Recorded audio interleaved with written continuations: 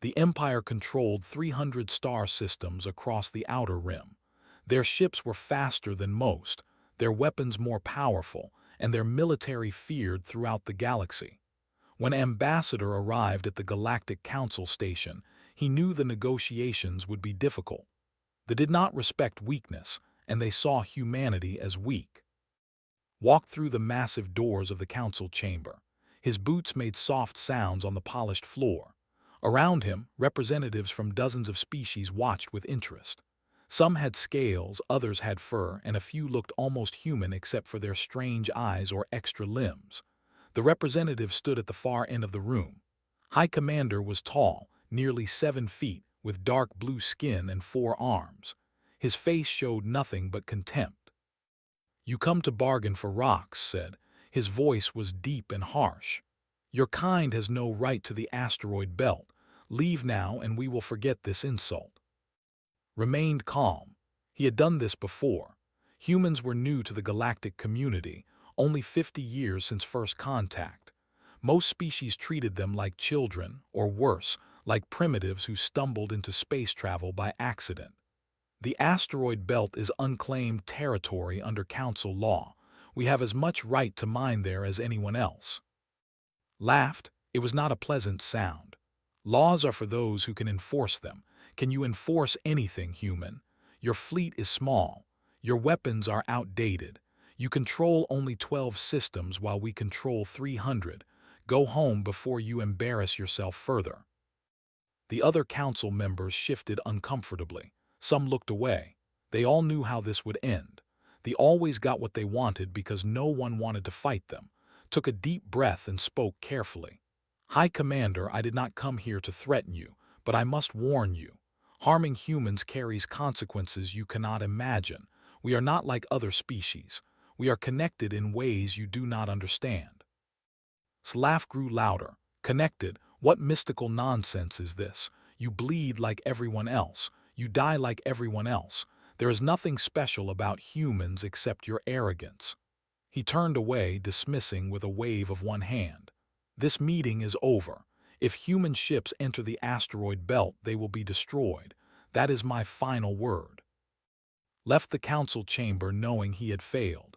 He sent a message back to Earth, warning them that the situation was dangerous. But Earth's mining corporations wanted those asteroids. Rare Earth elements were valuable, and the belt had enough to power human colonies for a century. 3 days later, Captain Lisa and her crew departed for the disputed territory. Lisa was a good captain. She had flown mining vessels for 15 years without a single accident. Her crew trusted her completely. Today was special because her daughter Amy was aboard. The 8-year-old girl was on school break and wanted to see what her mother did for work. Lisa had hesitated, knowing the risks, but Amy had begged. It was supposed to be a simple trip.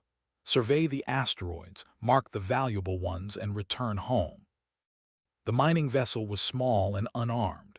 It had powerful sensors and cargo holds, but no weapons. Mining ships did not need weapons. Space was big, and most species followed the rules about civilian vessels. Lisa guided her ship into the asteroid belt, feeling peaceful despite the political tensions. Her daughter sat in the co-pilot seat, eyes wide with wonder at the spinning rocks outside the windows. "Mom, that one is huge," Amy said, pointing at an asteroid the size of a mountain. "Can we mine that one?" "Maybe," Lisa said with a smile. "First, we need to scan it and see what's inside." She activated the sensors and began her work. The rest of her crew, 14 men and women, moved through the ship doing their jobs. Everything was normal. Everything was safe. Then the patrol ships appeared. 3 of them, dark and angular, moving fast. Lisa's hands moved over the controls immediately. "This is the human mining vessel Safe Harbor. We are in unclaimed territory conducting legal operations. Please identify yourselves." The response came quickly. "You were warned, leave now or be destroyed." Lisa felt her heart race. She looked at her daughter, then at her crew on the monitors. "We have done nothing wrong. We are unarmed civilians. You cannot attack us under council law." "Your laws mean nothing here. You have 10 seconds." Lisa started the engines, but the mining ship was slow. It was built for hauling cargo, not running from military vessels. She knew they would not make it. All hands, emergency stations. Get to the escape pods now. She grabbed Amy's hand and pulled her toward the rear of the ship where the pods waited. They never made it. They opened fire without waiting the full 10 seconds. Energy beams cut through the mining ship's thin hull like knives through paper. The first blast hit the engine room, killing 5 crew members instantly. The second hit the main corridor, cutting the ship in half. Lisa felt the air rushing out, felt the terrible cold of space, and then felt nothing at all. Amy died in her arms, too young to understand what was happening. 15 humans died in less than a minute. The patrol ship scanned the wreckage, confirmed there were no survivors, and left. They sent a brief report to High Commander. The problem had been solved. The humans would think twice before challenging territory again. But something happened that they did not understand. 6 hours after the attack, every human in the galaxy felt something strange. It started as a small pain in their chest, like a distant heartbeat stopping. Then came the knowledge flooding through their minds. 15 names, 15 faces. 15 lives ended violently in the cold dark between the stars. Among them, a child, an innocent girl who wanted to see her mother work. The human collective had awakened. Every person on Earth, every colonist on distant worlds, every human ship traveling through space, they all felt it. 5 billion humans connected through quantum neural implants suddenly shared the same grief. It was not overwhelming, not enough to stop them from living their lives, but it was impossible to ignore. Lisa's death resonated through humanity like a bell that would not stop ringing. Earth's parliament convened within the hour. Representatives from all 12 human systems gathered in the Capitol building. They did not shout or argue. They did not need to. Through the collective, they already knew what each other felt. The decision was unanimous. Ambassador received new orders immediately. Return to the Galactic Council chamber. The other representatives looked surprised to see him again so soon. High Commander stood at his usual place, looking bored, walked to the center of the room and spoke in a clear, calm voice that somehow carried more weight than any shout could.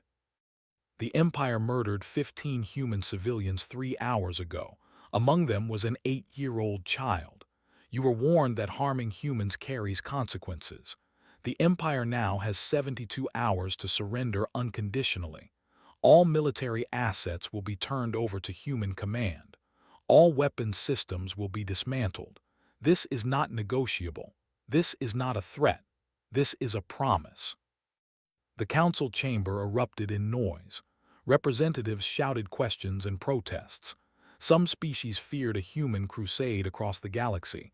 Others thought had gone mad. High Commander did not shout. He simply smiled, a cold expression that showed all his teeth. You have 12 systems. We have 300. You have a small fleet. We have a military that has never been defeated. Go home, human, before we add your name to the list of the dead. He turned and walked out of the chamber, his delegation following behind him. The other representatives watched with fear and confusion. Stood alone in the center of the room. He did not look afraid. He looked like a man who knew exactly what was coming.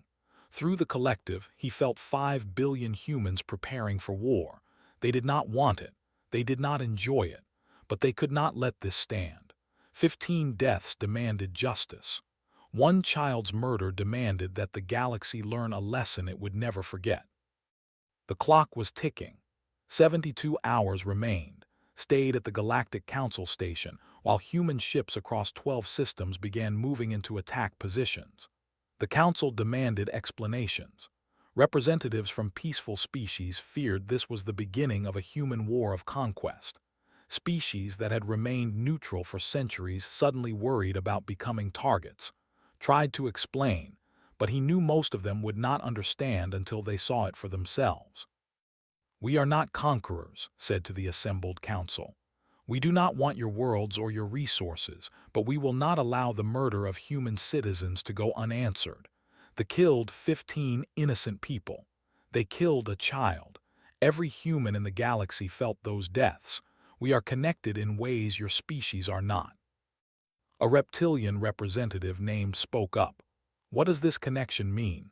You speak as if humans share one mind. Is this some form of hive consciousness? No, said. We are all individuals with our own thoughts and choices, but we are linked through technology developed 50 years ago. Every human receives a quantum neural implant at birth. When one of us dies, especially through violence, the others feel it. We know their name. We know their face. We carry their loss with us. The council chamber grew quiet. Most species had nothing like this. They had governments and laws, armies and police, but no shared emotional connection. When a citizen of the collective died on a distant world, the government might send a formal protest. When a human died, 5 billion people felt it personally. High Commander had refused to attend this meeting. He remained in space, confident that humanity's threats were empty. His intelligence officers had counted human ships. They had measured human weapons. On paper, the military was far superior. They had faster ships, more powerful energy weapons, and 300 years of military tradition. Earth had been in space for barely a century. The coming battle seemed obvious. Captain Torres stood on the bridge of the Defiance Call, one of humanity's battle cruisers. He was young for a captain, only 32, but he had trained his entire life for this moment. Around him, his crew worked at their stations with calm efficiency. They did not look nervous. Through the collective, they shared a sense of purpose that made fear seem distant and small. All ships report ready, said Lieutenant Sophie Carter from the tactical station. She was even younger than fresh out of the academy, but her hands moved over the controls with confidence. We have 47 combat vessels, 12 support ships, and enough supplies for a 3-month campaign. Nodded, the fleet was small compared to what they could field, but size was not everything. Connect me to all ships. When the communication channel opened, he spoke clearly. This is Captain Torres. You all know why we are here. 15 of our people were murdered. Among them was 8-year-old Amy. We carry their memory into battle. We fight not for conquest, but for justice. Through the collective, we stand together. No orders needed. Trust your instincts. Trust each other. Let's show the galaxy what humanity means. In space, High Commander received reports of the human fleet's departure. He laughed when he saw the numbers. 47 combat vessels against his 3 battle groups. The humans were brave but stupid. He would crush them quickly, then demand Earth's surrender before the day ended. Perhaps he would be merciful, perhaps not. It depended on his mood.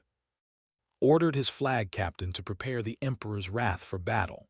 The massive warship was the pride of the military, armed with enough firepower to destroy a small moon. Around it, 120 other ships moved into formation. They would meet the humans far from prime, destroy their fleet, and end this war before it truly began. But made a critical mistake. He did not understand the collective. He thought human ships fought like ships, with captains receiving orders from admirals and admirals receiving orders from high command. He expected delays in communication, confusion in battle, and the normal chaos of warfare. He did not realize that every human in the fleet shared tactical awareness through their neural implants. When one ship's sensors detected something, every ship knew instantly. When one captain saw an opportunity, every captain saw it at the same moment. The deadline passed. 72 hours came and went without a response. High Commander broadcast a message across all frequencies, mocking humanity's weakness and promising to hunt down any human ship that dared approach his territory. He wanted to hear it. He wanted Earth to hear it. He wanted the entire galaxy to know that they feared nothing. Listened to the broadcast from his quarters on the council station. Through the collective, he felt the human fleet receiving the same message. He felt their response.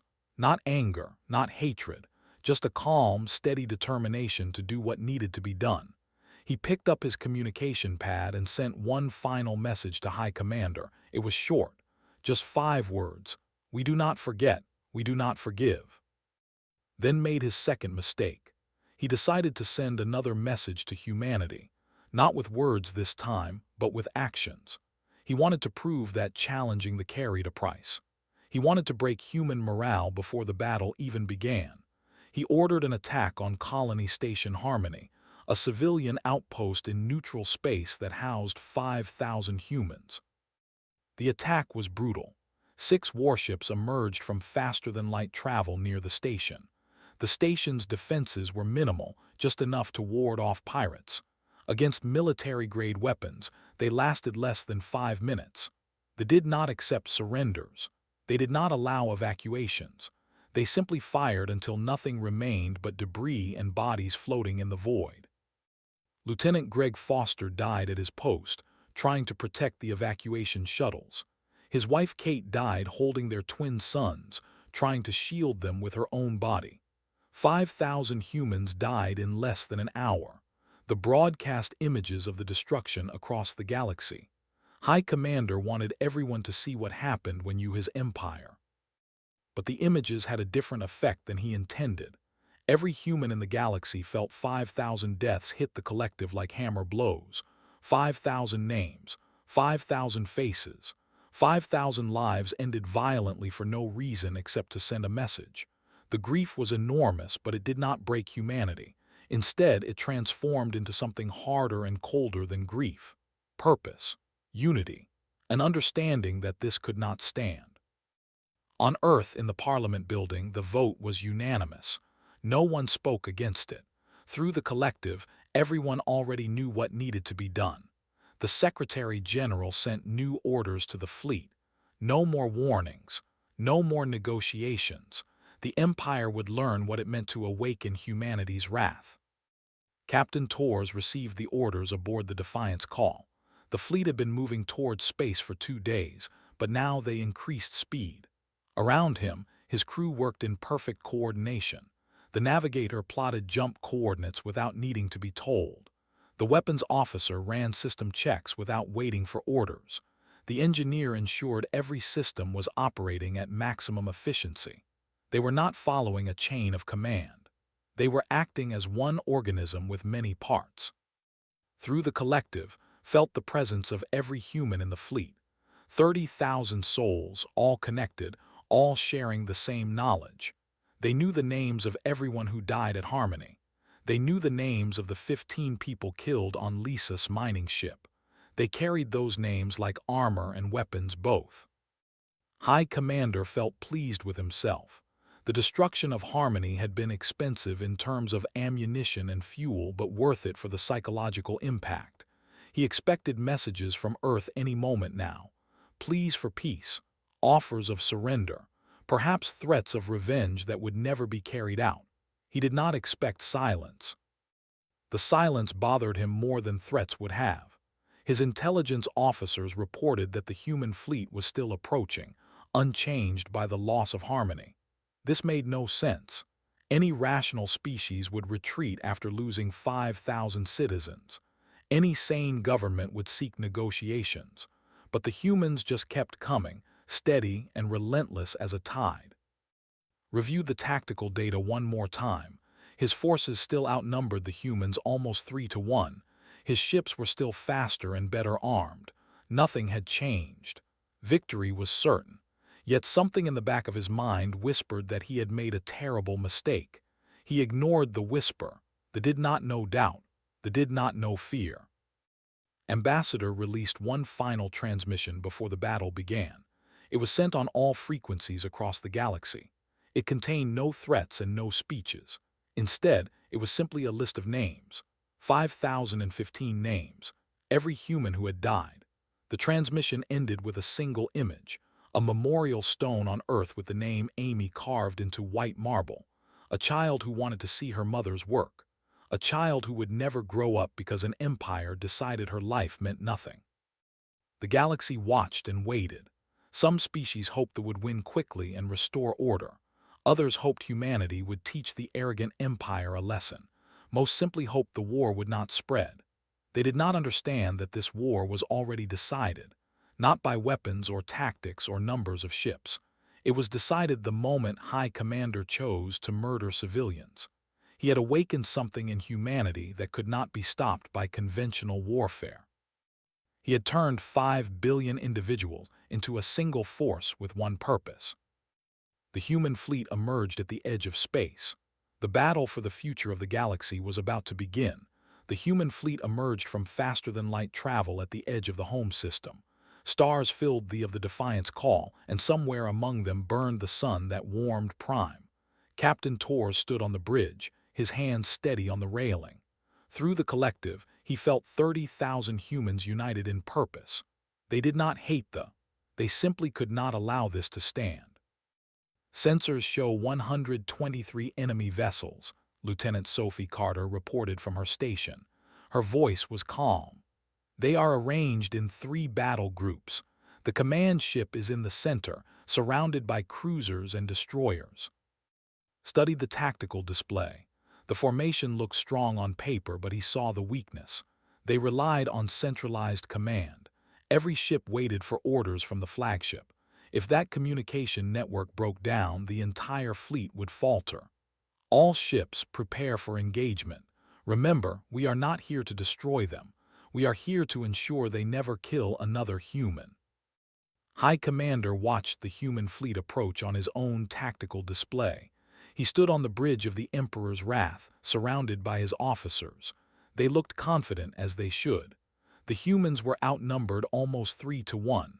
Their ships were smaller and less advanced. This would be a short battle. The humans advance in a scattered formation, his tactical officer said. It appears disorganized. Perhaps they lack proper training. Smiled, or perhaps they are simply desperate. Open fire when they enter range. Target the larger vessels first. I want their command structure broken immediately. The 2 fleets moved closer. In the vast emptiness of space, the distance between them shrank from millions of kilometers to thousands. On both sides, weapons powered up and shields activated. Hundreds of lives prepared to face each other across the void, but only one side truly understood what was about to happen. The fired first. Energy beams lanced out from 123 ships simultaneously, targeting the human vessels with deadly precision. 3 human destroyers took direct hits. Their shields flared bright and then failed. Hull plating melted under the intense heat. One ship lost its main engines and began drifting. Another suffered a breach in the crew compartments. The third managed to limp behind the rest of the fleet, damaged but still fighting. Watch the tactical display with satisfaction. 3 enemy ships disabled in the opening salvo. At this rate, the battle would be over in an hour. Maintain fire.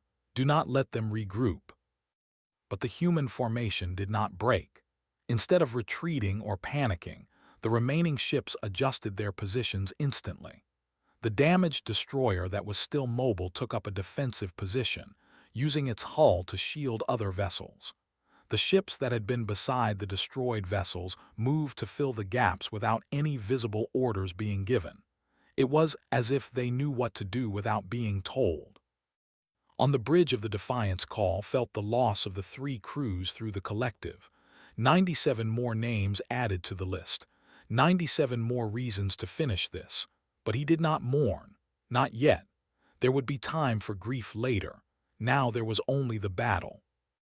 Target their communication array, said quietly. Sophie's hands moved across her controls. She did not need to relay the order to other ships. Through the collective, every weapons officer in the fleet already knew the plan. 44 human ships turned their fire on a single point in the formation. Lieutenant Danny Shaw piloted his fighter through the chaos of the battlefield. He was 25 years old and had never seen real combat before today. But through the collective, he had the experience of every pilot in the fleet. He knew where to fly, when to dodge, and exactly when to fire. His fighter was small and fast, designed to slip through defensive fire that would destroy larger ships. 20 other fighters flew with him, moving in perfect coordination. They wove through the fleet like needles threading cloth. The enemy tried to track them, but the fighters moved too unpredictably. They were not following any pattern because they were not following orders. Each pilot acted on instinct, but their instincts were connected through the collective. What one saw, all saw. What one knew, all knew. Danny's fighter reached the Emperor's Wrath first. The massive ship's point defense systems opened fire, filling space with energy bolts. 3 fighters behind him took hits and exploded in bright flashes. Through the collective, Danny felt their deaths. 3 more names. 3 more lives ended. He pushed through the grief and focused on his target. The communication array was a small structure on the ship's hull, protected by shields but vulnerable if you hit it from the right angle. He fired his weapons. The small cannons were weak compared to what the big ships carried, but they were enough. His shots combined with fire from 17 other fighters, all hitting the same spot within seconds of each other. The shields flickered and failed. The communication array exploded in a shower of debris. On the bridge of the Emperor's Wrath, alarms began blaring. Communication array destroyed, an officer reported, his voice rising with panic. We have lost contact with 70% of the fleet. Felt his confidence crack for the first time. Without communications, his captains could not receive orders. They would have to fight independently, each ship making its own decisions. That should not matter. His captains were trained professionals. They knew their jobs, but something about the way the humans fought made him nervous. The human fleet pressed their advantage immediately. They did not wait for them to recover or regroup. Instead, they attacked in coordinated waves that seemed impossible without communication. One group of ships would draw fire while another group flanked from a different angle. When the ships turned to face the new threat, a third group would attack from behind. Captain Torres directed the battle not through orders but through shared awareness. He saw what every ship's sensors saw. He knew what every captain planned. When an opportunity appeared, every human ship moved to exploit it at the same moment. The captains, cut off from central command, tried to adapt, but they were thinking as individuals, making decisions based on what they could see from their own ships. The humans thought as a collective, seeing the entire battlefield at once. A cruiser broke formation, trying to flank the human line. Immediately, 3 human destroyers turned to intercept it. They did not ask permission. They did not wait for orders. They simply moved together, their weapons' fire combining to overwhelm the cruiser's shields. The ship exploded in a burst of atmosphere and debris. Watched his tactical display with growing horror. His fleet was larger. His ships were more powerful. But the humans moved like water, flowing around obstacles and finding every weakness. When he tried to concentrate his forces, the humans scattered and attacked from multiple directions. When he tried to spread his ships out to cover more space, the humans concentrated their fire on isolated vessels. "Restore communications," ordered. "I do not care how, we need to coordinate our response." Engineering reports it will take at least an hour to repair the array, his communications officer said. An hour? In space combat, an hour might as well be a year. Made a decision. Signal all ships by light beam. Fall back to the planet's orbital defense stations. We can use their communication network to coordinate. But giving orders by light beam was slow. Some ships received the message and began retreating. Others did not see it and continued fighting. The formation, already weakened, began to fall apart completely. Ships moved in different directions, creating gaps that the human fleet exploited ruthlessly. Lieutenant Sophie Carter tracked the enemy movement from her station. "They are trying to regroup near the planet. Should we pursue?" Considered it. Through the collective, he felt the opinion of every captain in the fleet. Some wanted to press the attack. Others counseled caution. The orbital defense stations would be heavily armed and coordinated. This was the dangerous moment. If they pursued too aggressively, they could take heavy casualties. If they held back, they might recover. Through the collective, a consensus formed. It was not voted on or discussed. It simply emerged from 30,000 minds thinking together. They would pursue, but carefully. Hit hard, withdraw before the defenses could respond, and hit again. Wear them down slowly instead of risking everything in one assault. The human fleet moved toward Prime. Behind them, they left 23 destroyed ships and twice that number damaged. The cost had been high. 9 human ships destroyed, 5 more too damaged to continue fighting. Over 400 human lives lost. Felt every single death through the collective. 400 names to add to the list. 400 more reasons why this had to end. Reached the defensive perimeter around his. The orbital stations were massive structures, armed with weapons powerful enough to destroy a moon. With their support, he could turn this battle around. He opened a communication channel to the station commanders. "This is High Commander. All stations prepare for incoming enemy vessels. Fire on my mark." The human fleet approached the planet slowly. They were not charging in blindly. Instead, they probed the defenses, testing the response time and fire patterns of the orbital stations. The weapons fired, but the humans dodged or blocked the shots with their shields. They were learning, adapting, finding the weaknesses in the defenses. Stood on his bridge and felt the weight of command pressing down on him. Through the collective, he carried the awareness of every human in the fleet. He knew they trusted him to make the right decisions. He knew they would follow wherever he led. That responsibility was heavier than any weapon. "Send a transmission to the flagship," said. Sophie opened a channel, spoke clearly, his voice carrying across the void between the fleets. "High Commander, this is Captain Tors. You have 1 hour to surrender. Power down your weapons and order your ships to stand down. We did not come here to destroy you.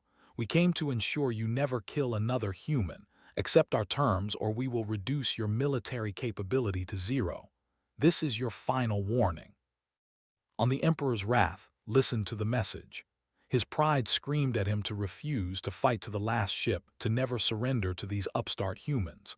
But he was also a practical man. He looked at his tactical display. Nearly a quarter of his fleet was gone. His ships were scattered and demoralized. The humans had shown they could coordinate without communication, fight without orders, and adapt faster than any enemy he had ever faced. And they had shown something else: restraint. They could have destroyed many more ships. They could have targeted civilian areas. Instead, they focused only on military targets. They fought with precision and care, trying to minimize casualties even among their enemies. That confused more than anything. What kind of enemy showed mercy in the middle of a battle? The hour was counting down. Had a choice to make, and for the first time in his long military career, he was not sure what the right answer was. The hour passed slowly. On the bridge of the Emperor's wrath, High Commander stared at the tactical display. His officers watched him, waiting for orders. The orbital defense stations were ready to fire. His remaining fleet had regrouped and waited for his command. He could still fight. He could still make the humans pay dearly for their victory. But victory was no longer certain, and the cost would be terrible. With 5 minutes remaining, made his decision. Power down all weapons. Signal all ships to stand down. We surrender. His officers stared at him in shock. One of them, a younger commander, stepped forward. "High Commander, we can still fight. The defense stations alone could destroy half their fleet." Turned to face the young officer. "And then what? They would destroy the other half of our fleet. They would disable the stations, and they would still win. I have been a soldier for 40 years. I know when a battle is lost. The question now is how many of our people die before we admit it." The surrender signal went out. Across the fleet, weapons powered down and shields deactivated. The human ships held their positions, weapons still active but not firing. They were waiting to see if this was a trick. Through the collective, Captain Tors felt the uncertainty of his fleet.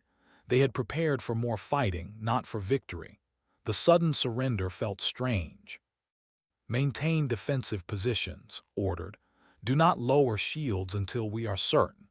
He opened a communication channel to the flagship. "High Commander, order your ships to move into the parking orbits we are transmitting. Any ship that deviates from the assigned course will be fired upon." "Understood." "Understood," replied. His voice was tired, defeated. "We will comply." The fleet moved slowly into the positions the humans assigned. It took 3 hours for all the ships to be properly secured. Human vessels surrounded them, weapons trained on any ship that might try something unexpected. But no one fought. No one resisted. The battle for Prime was over. Ambassador arrived in the system 2 days later aboard a diplomatic transport. He had been watching the battle through reports and through the collective. He knew the cost. 5 human ships destroyed, 14 damaged beyond immediate repair. Over 600 human lives lost, 600 names to add to the memorial, 600 families who would never see their loved ones again. But he also knew the alternative. If they had not been stopped, they would have continued killing humans. More mining ships attacked, more colonies destroyed, more children murdered to prove a point. Sometimes war was necessary not because it was good, but because the alternative was worse. Met with High Commander aboard a neutral station orbiting the planet. The meeting room was simple, just a table and chairs, no decorations or symbols of power. Sat on one side, looking older than his years. Sat across from him, holding a data pad that contained the terms of surrender. "Your empire will not be destroyed," began. "We are not conquerors. We do not want to rule your worlds or control your government, but there will be changes." Listened silently. His 4 arms rested on the table. He looked like a man who had lost everything, which in a way he had. His military career was over. His reputation was destroyed. But at least his people were alive. Continued. "First, your military will be reduced to a defensive force only. All offensive weapon systems will be dismantled under human supervision. Second, reparations will be paid to the families of the humans you killed. Third, you will accept human observers at all your military installations for the next 20 years. If you comply with these terms, we will leave your government intact and allow you to maintain your sovereignty. And if we refuse," asked, though he already knew the answer, "then we will enforce these terms by force. We would prefer cooperation, but we will accept compliance." Leaned forward slightly. "High Commander, I want you to understand something. We are not punishing you because we enjoy it. We are doing this because we must. You killed over 5,000 human civilians. Every human in the galaxy felt those deaths. We cannot ignore that. We cannot forgive that. But we can move forward if you are willing to change." Was silent for a long moment. Then he spoke, his voice low. "I do not understand you. Your people show mercy to enemies. You could have destroyed my entire fleet, but you held back. Why? In war, you should press every advantage." Smiled sadly. "Because we are not like you. Every human who died in this war was someone's child, someone's parent, someone's friend. Through the collective, we knew them all. We felt their loss. But we also know that your people are someone's children too. Killing them would not bring our dead back. It would only add to the grief we carry." The commander stared at, trying to understand. His culture valued strength above all. The strong ruled and the weak obeyed. But these humans were strong and chose mercy anyway. It made no sense to him. Over the following weeks, human administrators arrived on Prime. They worked alongside officials to begin dismantling the war machine that had terrorized dozens of species. Weapons factories were converted to produce civilian goods. Warships were decommissioned, and their crews retrained for peaceful work. It was a massive undertaking, but the humans approached it with the same coordination they had shown in battle. Lieutenant Danny Shaw found himself assigned to oversee the dismantling of an orbital weapons platform. He worked with a team of engineers who had built the station and now had to take it apart. At first, they resented him. He was young, barely 25, and represented the conquering power. But Danny treated them with respect. He asked their opinions. He learned their names. Slowly, the resentment faded. One of the engineers, a female named, approached Danny one day during a break. "I do not understand your people," she said.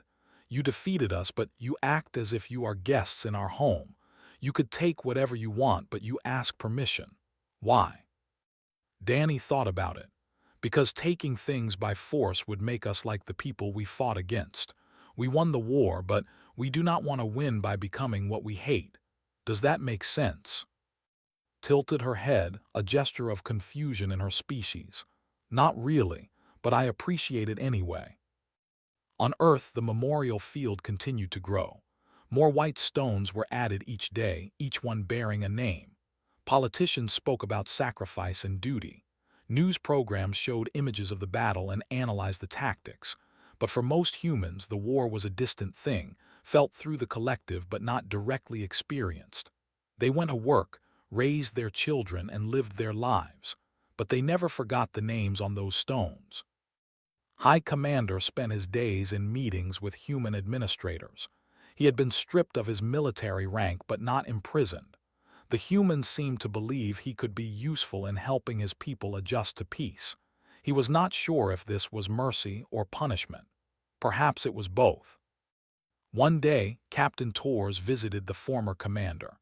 They met in a government building overlooking the capital city of Prime. Wore his uniform but carried no weapons. Wore simple civilian clothes, looking strange without his military decorations.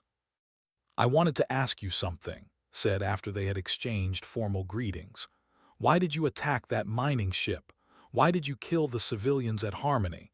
You must have known it would lead to war." Looked out the window at his city. "I thought you would back down. Every other species has backed down when we showed force. I thought humans were the same. I was wrong." But why show force at all? The asteroid belt was unclaimed. There was enough space for everyone. "Because that is how empires work," said.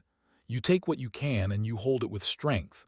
The strong survive, the weak perish. That is the way of the galaxy." Shook his head. That was the way of the galaxy. Maybe it is time for a new way. Turned to look at him. "Your way, connection and cooperation. I have watched your people for weeks now. You share everything. You work together without being ordered. You feel each other's pain. It is remarkable, but it is also your weakness. What happens when one of you is hurt? You all hurt. What happens when many of you die? Does the pain break you?" "It could," admitted, "but it does not. The pain reminds us why we fight. It reminds us that every life matters. Your empire was built on strength, but it fell because you did not value the lives of others. Our empire is built on connection. We value every life because we know every life personally." "And what happens when you meet an enemy stronger than you?" asked. "What happens when connection is not enough?" Smiled slightly. "Then we will find out together, all 5 billion of us." The Galactic Council reconvened to discuss the implications of the war. Many species were relieved that humanity had shown restraint. Others worried about the precedent. If humans could defeat what stopped them from attacking anyone else? Ambassador addressed these concerns directly. "We understand your fear," told the assembled representatives. "But I will say this clearly. Humanity has no interest in conquest. We do not want your worlds. We do not want your resources. We want peace and the ability to live without fear of genocide. If you respect human life, you have nothing to fear from us. But if you harm humans, you will learn what we are capable of." It was both a promise and a threat. The galaxy would have to decide how to respond. Some species began reaching out to Earth, seeking trade agreements and mutual defense treaties. Others kept their distance, wary of a civilization they did not fully understand. But no one attacked human ships or stations. The lesson had been learned. Humans would defend themselves, and they would do it with a unity that made them nearly impossible to defeat. On Prime, the transformation continued. The weapons were dismantled. The warships were decommissioned. A new generation of children grew up learning about the war and why it had been fought. Some of them looked at the humans working in their cities and wondered what it would be like to be so connected to others. A few even asked if they could learn more about the collective. The humans always said the same thing. The collective was not something you joined. It was something you were born into. But the desire to understand, the willingness to learn, that was the first step toward a better future. 6 months after the war ended, Ambassador returned to Earth for the memorial service. The field outside the capital city had grown to hold 5,615 white stones. Each stone bore a name carved in deep letters that would last for centuries. Each name represented a life ended too soon, a future stolen, a family forever incomplete.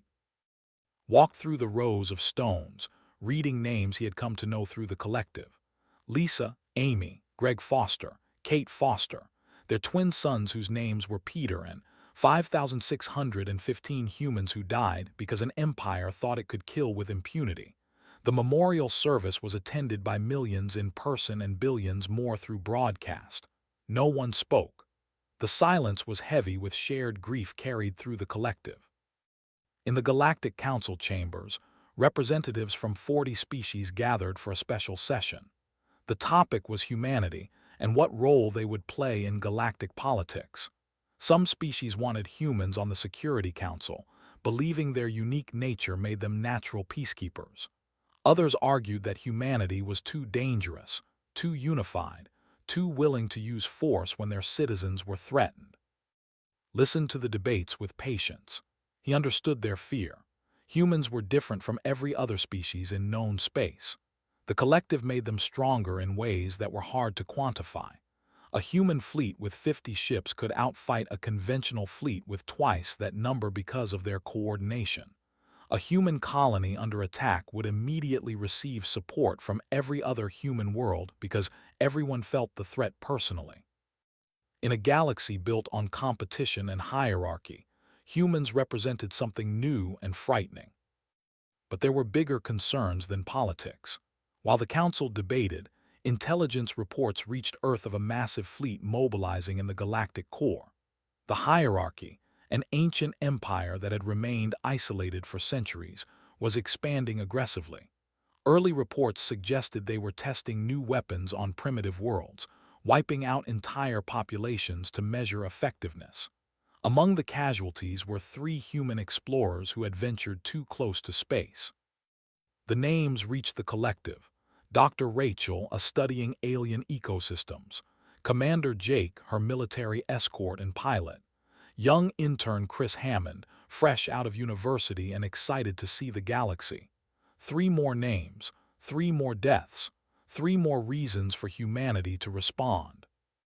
Earth's parliament convened in emergency session. The debate was intense. Some representatives argued for immediate military action. They needed to be stopped before they killed more innocents. Others counseled caution. They were far more powerful than their technology was advanced, their fleet massive, their empire spanning hundreds of systems. A war with them could cost millions of human lives. Admiral Torres, promoted after the campaign, presented his analysis to Parliament. The fleet is at least 3 times larger than what the fielded. Their ships are faster and their weapons more powerful. We could fight them, but the cost would be enormous. We are looking at potentially millions of casualties. He paused, letting that number sink in. But allowing them to continue their genocide would be a betrayal of everything we stand for. Through the collective, 5 billion humans grappled with the same question. Fight and risk millions of deaths, or remain passive and let others die. It was the kind of decision that could tear a civilization apart.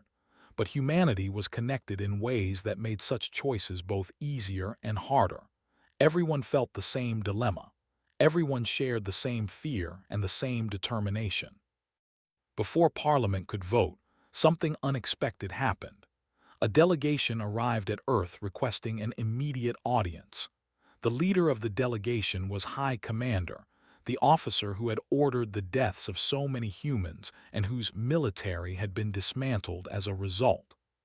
Stood before the Earth Parliament, looking uncomfortable in his civilian clothes. 6 months of working alongside humans had changed him in ways he was still trying to understand.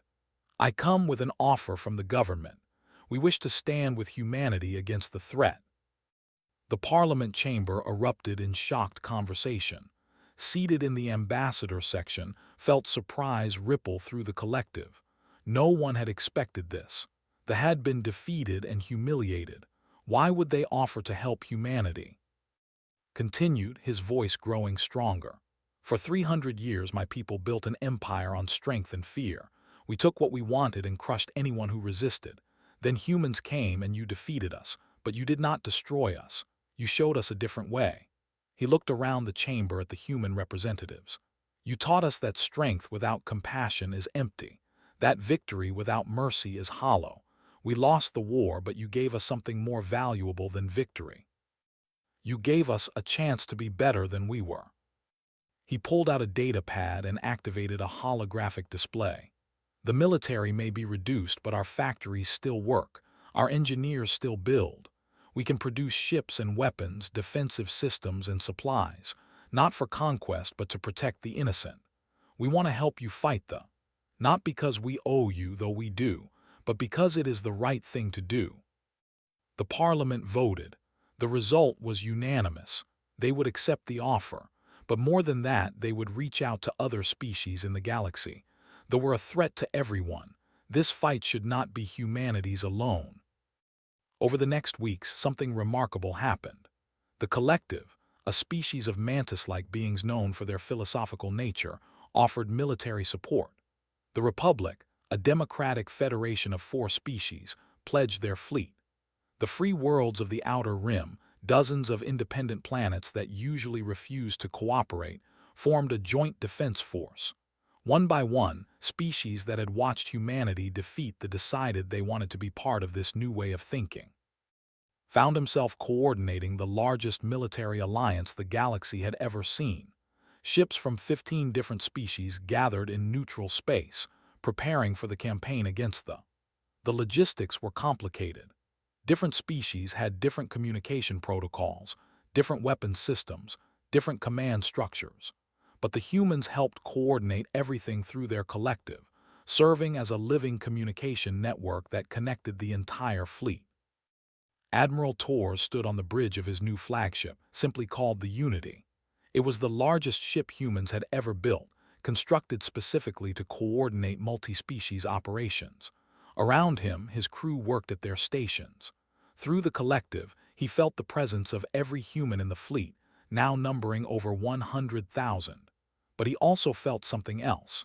The other species were learning to work together, inspired by humanity's example. Joined on the bridge as a military advisor, the 2 former enemies had developed a mutual respect during the reconstruction of Prime. "I never thought I would be fighting alongside humans," said, looking at the tactical display showing the assembled fleet. "I never thought we would be fighting alongside replied. "But here we are, ready to face something bigger than either of us." The fleet departed for space. The journey would take weeks, time for the different species to train together and learn each other's strengths. Human pilots flew exercises with fighters. Engineers worked with technicians.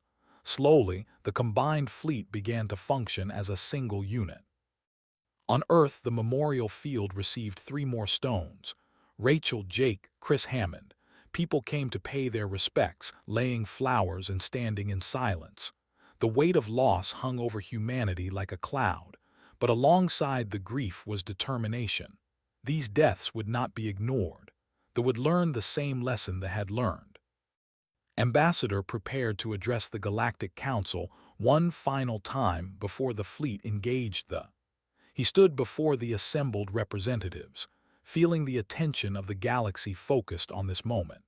His speech was broadcast across 1,000 worlds, translated into hundreds of languages. "We are humanity," began. "We do not seek conquest. We do not want your worlds or your resources. We do not ask for your submission or your fear, but we will not allow genocide. We will not stand by while the strong prey upon the weak." He paused, letting his words sink in across the vast distances of space. They believe they can kill with impunity. They believe their technology and their fleet make them untouchable. They are wrong. He activated a holographic display showing the memorial field on Earth. 5,618 white stones stood in perfect rows, each one a name, each one a life. These are the people who died because empires thought humans were weak, because they thought they could kill us without consequence.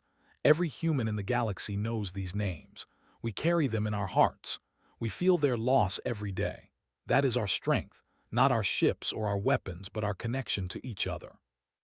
His voice grew stronger, carrying across the council chamber and beyond.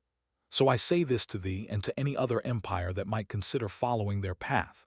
Do not dare to kill humans, because when you kill one of us, you do not just kill one person. You awaken an entire civilization. You make enemies of 5 billion souls who feel that death personally. You face an empire that does not exist on maps or in territory, an empire that lives in every human heart. He looked around the chamber at the representatives of dozens of species. You cannot defeat us because we are not held together by government or military force. We are held together by something deeper, the knowledge that every life matters, that we are all connected, that when one of us falls, all of us feel it, and all of us respond. His final words echoed through the chamber and across the galaxy. The will fall, not because we are stronger or more advanced, but because they made the same mistake they made.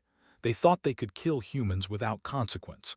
They thought we would accept it and move on. They were wrong. So do not dare to kill humans, because we will take your empire with us. Not through conquest, but by showing the galaxy there is a better way.